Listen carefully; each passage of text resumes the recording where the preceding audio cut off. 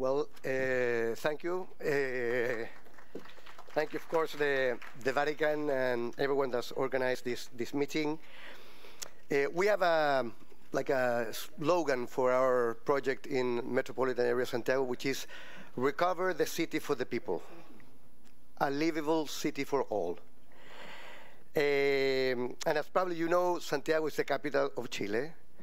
It has 8 million people, 52 different municipalities within the metropolitan area, and it accounts for 42% of the population of the country.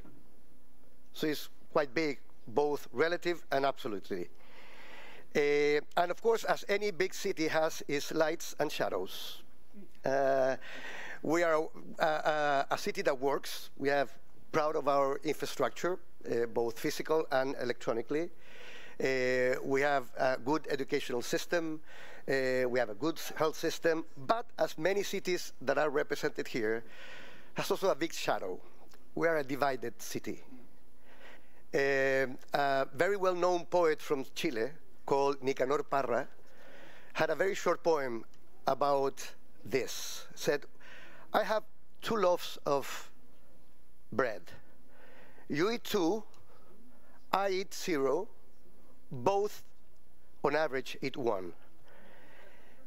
We call that the tyranny of averages. And when it comes to climate change, we're facing tyranny of averages at the city level. I would say that, you know, climate change is the new face of inequality in many of our cities. I'm the first elected governor in the history of Santiago. So for us, it's been a challenge, both technical and political, to embrace a climate change agenda without all the powers and all the money that we need. And that, you know, really made us think, which model of leadership are we going to have? The solo player model of leadership, where you have all the power and you just enforce things, or the orchestra director type of approach, which means that you cannot do it alone. You need to ask for other people to come, private sector, academic sector, local governments, national governments, and of course citizens. And of course, we chose the latter. We said that, you know, first thing is, we had a philosopher in Chile, Humberto Maturana, that said that language creates reality. So the first thing we did is we declare the climate emergency of Santiago without any powers, without knowing really what it meant. But we declare it because we knew by the data that we had something important to face. That was the first measure. Then we gathered people, we gathered the orchestra, and we worked for 1.5 years. And we are the first region in the country to have what we call the modern action plan for climate change. It's not a diagnosis, it's not an academic paper. He has goals, he has dates, he has a budget. And he has different people and different institutions with responsibilities in this plan. So what are the main issues of this plan? But the first thing is, we know that we have to preach by example. We have to lead by example. So we put our wallet where we put our mouth. So we're investing in climate change actions in Santiago more than the National Ministry of Environment is investing in the whole country. And we don't have that much money. But I insist, we're putting our wallet where we put our mouth. What are we doing? We have a plan that has 5 levels. One, and the first is mobility. And as in a very centralized country, we're still a very centralized country, even though I was elected in 2021. I ran for re-election in October, so hopefully you will give me some energy, dear Sadiq, for that re-election. So we say we cannot do everything in mobility. We have to partner with the national government that runs the metro. We have the second largest metro in Latin America. But then we are pushing forward our electromobility agenda. So we have, out of the almost 7,000 buses in Santiago, 3,000 of them are already electric. We're building largest network of bike lanes in Latin America, 800 kilometers of high standard bike lanes, integrated, but this is very important, integrated with metro. Because we don't believe in either buses or metro or bikes or cars. We believe in an intermodality integration. So we have stations for bikes in every metro station. So we'll integrate this system. In this, we're running some of these aspects. We're investing in subsidies to change taxis to electric taxis in Santiago. The second is energy. Already 75%, not 100% as California, but 75% of our energy matrix is renewable, and of which 24 is solar, and that is increasing. Chile will have the highest percentage of solar energy in the world by the end of next year. Third, extreme heat. And this is where language comes in. We were invited to be part of a network of an alliance against extreme heat in the world, where 3 years ago nobody was really talking about it. And what things we have done? First, we created the first red code. It's a national protocol. It started as a regional one, and now it's a public policy. When we have temperatures above the average, historical average in Santiago and in Chile right now, we will elaborate protocols with the health system, with the educational system, with the labor department to regulate the way people confront these extreme heat waves. Also, we did very simple things. We bought 100 ambulances with air conditioning, because we knew that in poor places, ambulances didn't have air conditioning for these extreme heat events. And of course, as many other cities that are presented here, and of which I really am grateful, because we get inspired and we get ideas or things we can do, we have a very strong urban forestation program. We call it pocket forests. So we are cherry-picking slots in the city that have extreme heat, and we made a forest in that area with the participation of the community. We are doing also green roofs in different areas, especially hospitals. And of course, at the end of the day, we are making a huge campaign to make people aware that, as someone was just mentioned, more people are dying because of extreme heat than other aspects of climate change in the world.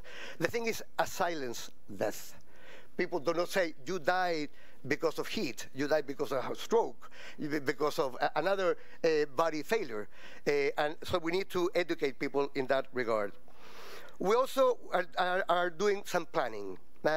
We need to have a new regional plan, and this might be technical, but we need to address the risk of our city, saying what can be done and where, and what can't be done, especially around the basins of our two rivers that get a lot of flooding, and also how we cannot explode the agricultural land surrounding Santiago just to make new urban development.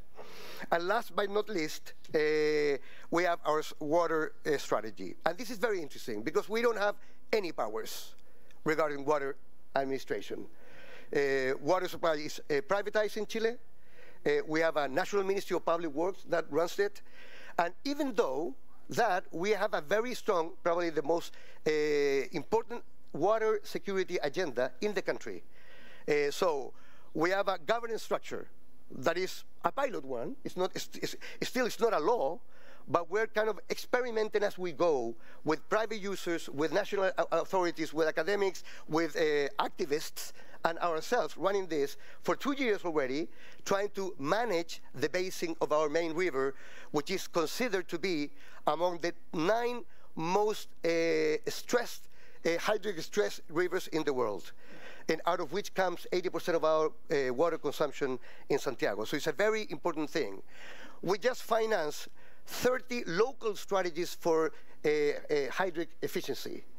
We are influencing the pricing structure, so overconsumption will be overpriced. We are experimenting in the reuse of water within Santiago. So we have a very strong action plan regarding, we are subsidizing mechanisms to save water in the house, and we're teaching people to do it. And of course, in a city that is surrounded by mountains. We used to have a lot of snow and a lot of glaciers around the city. Make people think that we are lacking water is very difficult. So we had to do a lot of education and cultural campaigns in order to make that happen. And the most important thing, and this brings me, I was hearing Sadiq Khan, and even though it comes from a different party, I remember what Winston Churchill once said, that the difference between a politician, a regular politician, and a statesman is that the politician is thinking only in the next election, and the statesman is thinking in the next generation. And so one of our projects is to have a national park in Santiago that will protect 140,000 hectares around the glaciers of the upper mountain to forbid mining and the risk of whatever that means for the city. Nobody understands this because people say, you know, you're going against economic development. And I say, no, no, no, no. We're saving the source of water for 3 more generations, and we're allowing the people to protect the mountains, which are a common good. So yeah, let me finish. What I've learned over my years, you need good diagnosis, you need good plans, but at the end of the day, you need political will, you need leadership, and you need power. The forces against these action plans are enormous. And you cannot be naive. You can be idealistic. I'm a very idealistic person. But you cannot be naive.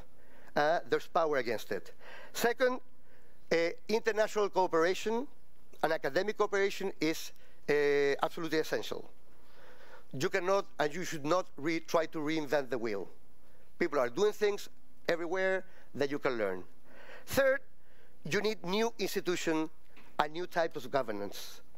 And in that sense, for example, in the water component of our strategy, we're still in a very weak institutional setting. And we need to build a new one. But we cannot wait until we have that institutional setting. So we have to, you know, walk and eat gum at the same time.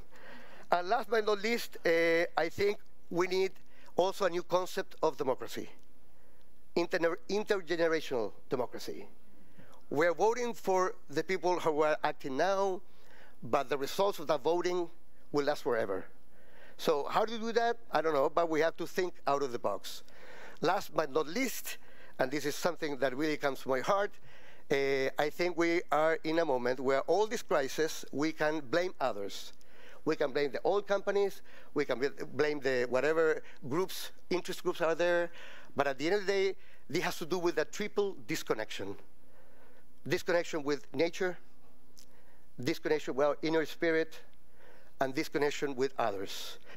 And unless we reconnect ourselves as leaders, academics, priests, nuns, whatever, we are not going to be able to face the crisis that we're confronting as a human race. Thank you.